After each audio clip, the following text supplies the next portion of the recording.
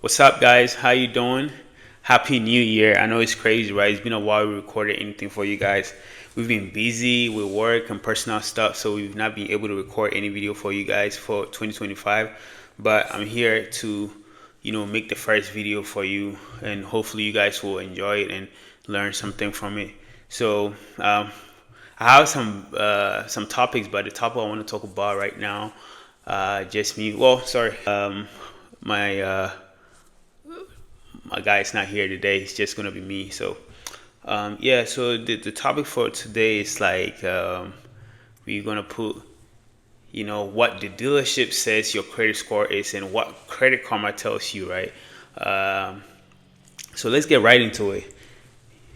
Recently, beginning of the year, there were these memes going around like that's way saying what the dealership will tell you versus what Credit Karma will tell you, because a lot of people have Credit Karma and then they will base off their credit scores on Credit Karma, and Credit Karma will tell you it's maybe 750, but you go to the dealership and the dealership will tell you your score is not 750, it's actually 650 or 630 or 600 or even worse, right? And then they were making fun of that and all of that. That's kind of like the reason why I'm here today, at least for the first video, to explain or put some insight into this, right? So the first things first is I have Credit Karma, which I use intensively, and I also have Experian. We have several other apps. Most of the bank apps or the credit card apps have like credit systems or credit tools that you can use to check your credit score, right? So I think the most accurate one is the Experian. Um, Credit Karma is not necessarily like so far off. Just adding that it's actually a lot off sometimes, especially in the example that I show in this video. I just wanted to clarify that. 680 or 650. From my experience, what I think happens is sometimes Credit Karma takes some time to update.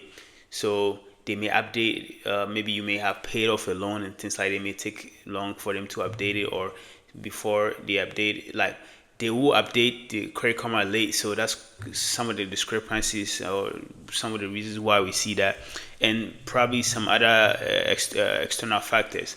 But then that's why it's good, it's a good idea to have like multiple systems. So I use Credit Karma intensively because Credit Karma gives me the ability to see a lot of things. You know what I'm saying? And it's free, obviously. And I use Experian as well recently, but it only gives you one of the bureaus. You have to pay for the extra two if you want. So, for example, let me go to my Credit Karma right now and tell you my credit score. I've been using my credit for a lot of things. It's been working, so it's gonna be low, but it's not bad. So Credit Karma tells me my credit score for TransUnion is 801, right? I just today got 1 point, and Equifax is 816. I just got 1 point today too. You know, but let's go to Experian and see what Experian tells us, right? Uh, Experian is telling me my credit score is 764. So a couple of points off, right? But I'm actually missing um, the other, because Credit Karma is giving me TransUnion and yeah, just to clarify, the Experian app is what I'm talking about. They also have a website which you can go there to check your score. There's a paid version which I did a trial a couple of months ago, and you can see all three in there, which is pretty dope, and they are quite accurate because whenever you go apply for anything, they'll pull your full score and give it to you for you to know exactly what it is.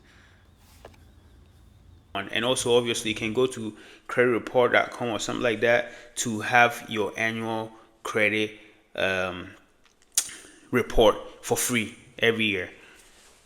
But what you should be doing when you go to the dealership is know your credit score first, not just through Credit Karma, but you should know your credit score via Experian. Experian is what, or pull your credit report. What was going on online was uh, those things were like more of an exaggeration. It's not that far off, but still, it's great to have the ability to check all of these external factors before you go to the. Because recently I got a car, and then when I went to the dealership, I told the guy, my credit is great.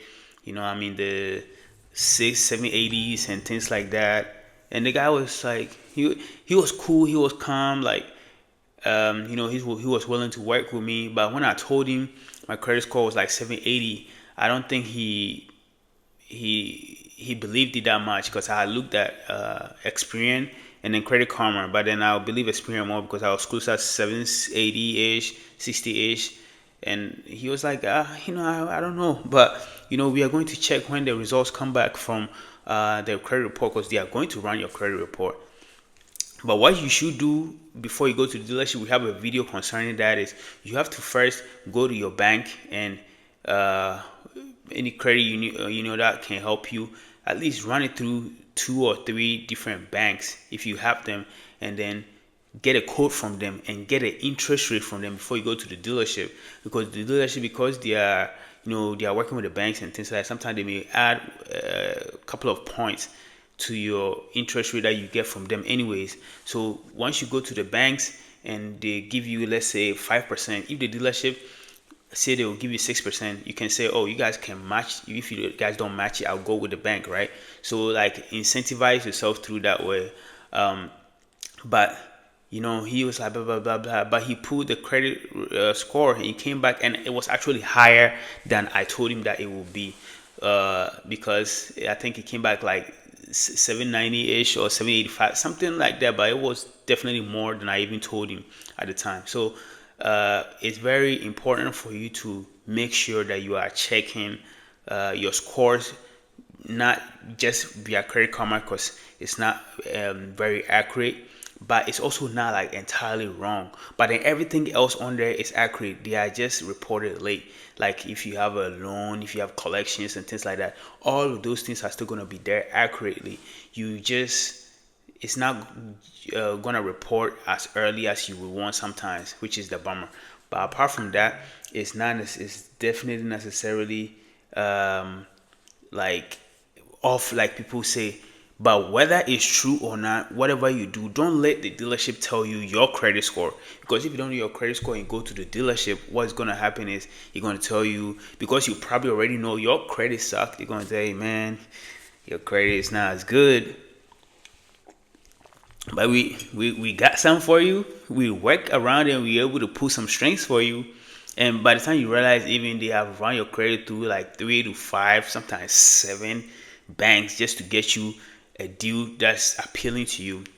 And there's probably gonna be stuff added to it and things like that. So I would suggest that whenever you go to the dealership, you first get a quote, like either one of those what is it called? I forgot what you go there and you get like a check via soft inquiry to see what the bank is willing to give you, and then you can know your credit score and stuff. Or you just straight up go to the, if you are really really ready to buy, you just run it through a bank or 2 or maybe 3 and get the best rate and present it to the bank, to the dealership, and tell them to match it. That way they know for sure they can't screw you like that.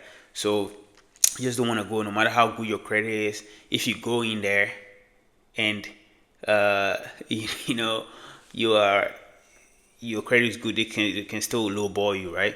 In my case, I was leasing, so usually you lease through the actual dealership bank. You know what I'm saying? So if it's Mercedes Bank, you will lease through Mercedes themselves, so you can't really have any bargain, because the leasing is not just the interest rate, even though it's factored into it. So yeah, guys, this is what I wanted to talk about. Let's be all vigilant. We always say you have to do your research. You have to, watch my other videos for a lot of the knowledge. Especially have the car one, a guide to buying cars before you go into the dealership and things like that. Yeah, it's 2025. The economy is not so great. But we could squeeze money out of certain places that we are able to control. But if you don't do your research and you just walk into the dealership, you already know what time it is. They're gonna try to. So this is the first video for the year, and I hope you guys enjoy it. Thank you.